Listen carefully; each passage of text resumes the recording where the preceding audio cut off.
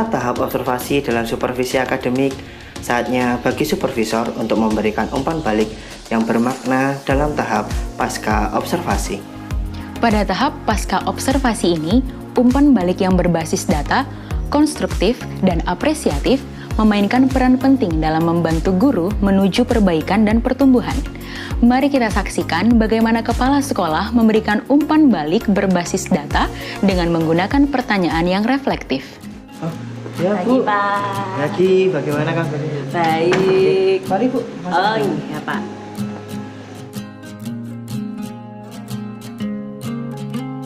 Mari, Bu, silakan duduk. Iya, Pak. Terima kasih. Selamat pagi, Bu Rina.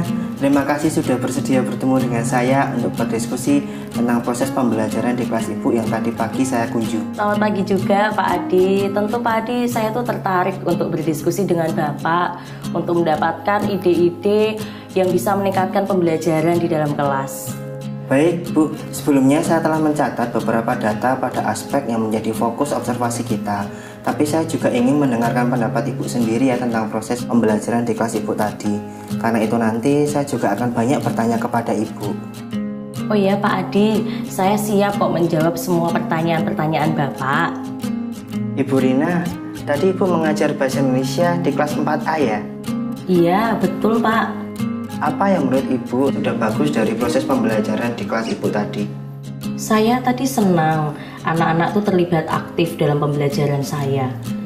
Apa saja indikator keaktifan anak-anak dalam pembelajaran, Bu?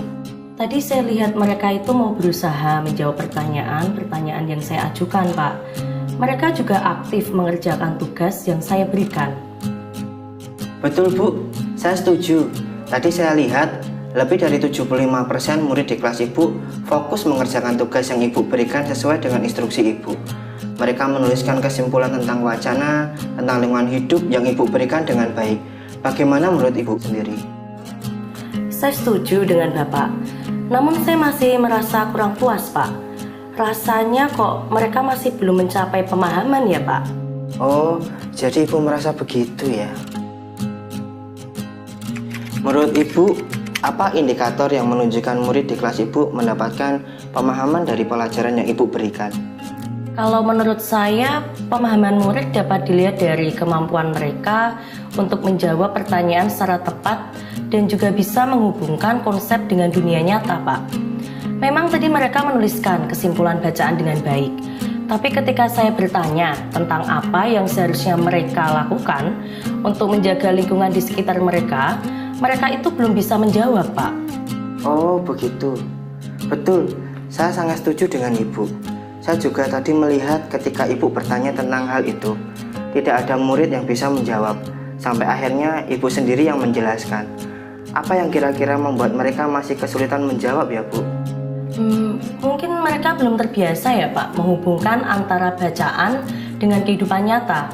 Kalau begitu, saya akan lebih banyak memberi murid kesempatan untuk menghubungkan topik yang dipelajari dengan kondisi di dunia nyata, Pak. Wah, bagus sekali itu, Bu. Itu termasuk keterampilan berpikir tingkat tinggi. Apalagi ya, Bu, kira-kira yang bisa dilakukan? Apalagi ya, Pak, kira-kira? Mungkin di tiap awal pelajaran di pagi hari, kebetulan saya kan wali kelas 4A, Pak.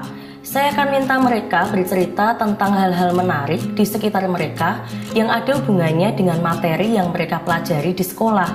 Jadi tidak harus dari pelajaran saya, tapi juga bisa dihubungkan dengan pelajaran yang lain.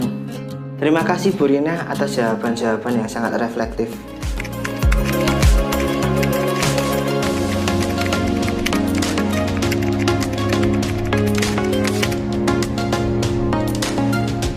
Bu Rina, tadi di kelas Ibu, saya melihat Ibu banyak menggunakan pertanyaan terbuka untuk mendorong diskusi kelas yang aktif.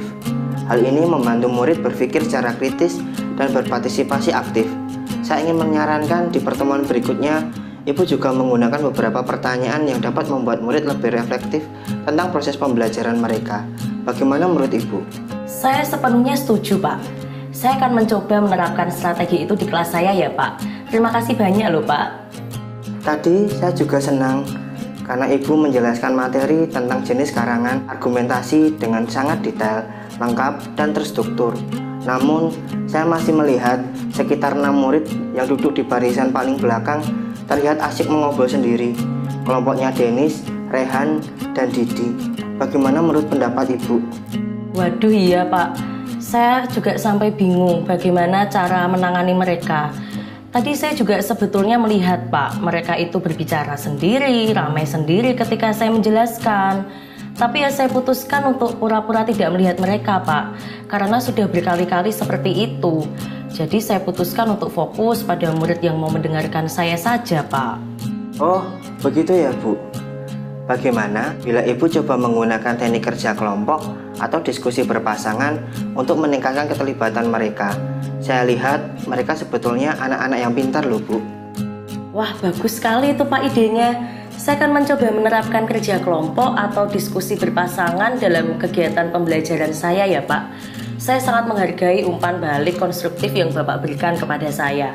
Saya akan terapkan itu di kelas saya ya Pak. Ibu Bapak pembelajar, apa yang Ibu Bapak pelajari dari umpan balik konstruktif ini? Ya, betul. Dalam memberikan umpan balik konstruktif, supervisor akan secara objektif mengidentifikasi area pengembangan guru dan memberikan saran-saran spesifik atau rekomendasi tindakan yang dapat diambil untuk meningkatkan praktik pengajaran. Nah, sekarang saatnya kita belajar cara memberikan umpan balik yang apresiatif. Ibu Bapak pembelajar, umpan balik yang apresiatif memainkan peran penting dalam menciptakan lingkungan yang positif, karena umpan balik ini berfokus pada pengakuan pada kelebihan, prestasi, dan praktik efektif dari guru. Guru akan menjadi lebih percaya diri dan merasa didukung untuk terus berkembang dan meningkatkan kelebihan mereka dan mengulangi praktik yang efektif sehingga akan berkontribusi pada pertumbuhan profesional mereka dan menciptakan dampak positif pada pembelajaran. Bu Rina, saya sangat terkesan ketika mengetahui bahwa Ibu memberikan umpan balik secara sangat mendetail, konstruktif, dan tepat waktu kepada murid-murid di kelas Anda. Anda betul-betul meluangkan waktu untuk memberikan penjelasan tambahan, menjawab pertanyaan mereka, dan memberikan dukungan pada tiap murid. Ini menunjukkan kepedulian Anda terhadap perkembangan mereka. Terima kasih Pak atas apresiasinya.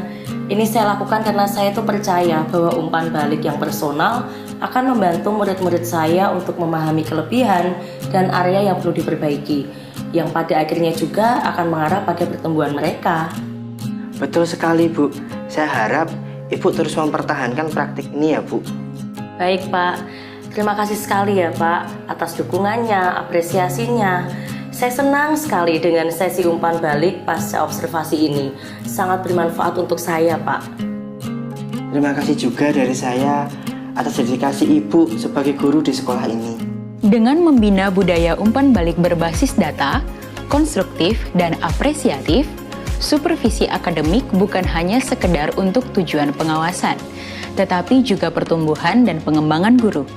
Proses ini juga akan memberdayakan guru untuk terus tumbuh dan meningkatkan kompetensi mereka.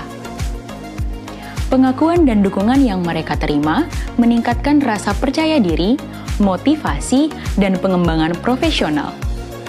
Pada akhirnya, ini meningkatkan pembelajaran dan menciptakan manfaat bagi guru dan murid-murid.